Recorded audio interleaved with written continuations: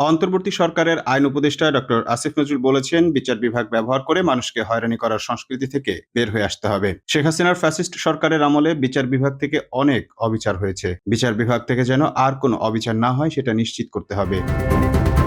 উপদেষ্টা আরো বলেন, ঢালাওভাবে মামলা দিয়ে হয়রানি করার সংস্কৃতি থেকে বের হতে হবে। তিনি বলেন, অন্তর্বর্তী সরকার মামলা দিয়ে মানুষকে হয়রানি সমর্থন করে না। শনিবার ২১ সেপ্টেম্বর সুপ্রিম কোর্টের ইনার গার্ডেনে নিম্ন আদালতের বিচারকদের উদ্দেশ্যে প্রধান বিচারপতির অভিভাষণ অনুষ্ঠানে তিনি এসব কথা বলেন।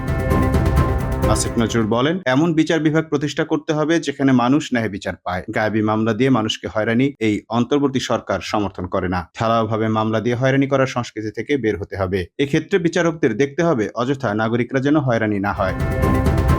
অন্তর্বর্তী সরকার মেধা, যোগ্যতা ও সততাকে মূল্যায়ন করে উল্লেখ করে আসিফ নজরুল বলেন, বর্তমান প্রধান বিচারপতি নিয়োগ তার বড় প্রমাণ। অনুষ্ঠানে বিচার বিভাগের জন্য রোডম্যাপ ঘোষণা করবেন প্রধান বিচারপতি সৈয়দ রেফাত আহমেদ। অন্তর্বর্তী সরকারের আইন উপদেষ্টা ডক্টর আসিফ নজরুল বলেছেন, বিচার বিভাগ ব্যবহার করে মানুষকে হয়রানি করার সংস্কৃতি থেকে বের হয়ে আসতে হবে। শেখ হাসিনার ফ্যাসিস্ট সরকারের আমলে বিচার বিভাগ থেকে অনেক অবিচার হয়েছে। বিচার বিভাগ থেকে যেন আর কোনো অবিচার না হয় সেটা নিশ্চিত করতে হবে।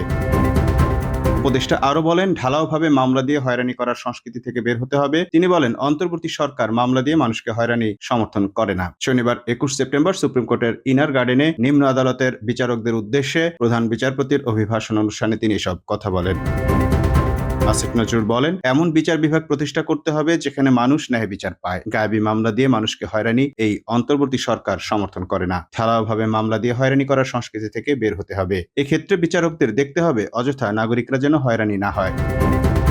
অন্তর্বর্তী সরকার মেধা, যোগ্যতা ও সততাকে মূল্যায়ন করে উল্লেখ করে আসিফ নজরুল বলেন, বর্তমান প্রধান বিচারপতি নিয়োগ তার বড় প্রমাণ। অনুষ্ঠানে বিচার বিভাগের জন্য রোডম্যাপ ঘোষণা করবেন প্রধান বিচারপতি সৈয়দ রেফাত আহমেদ।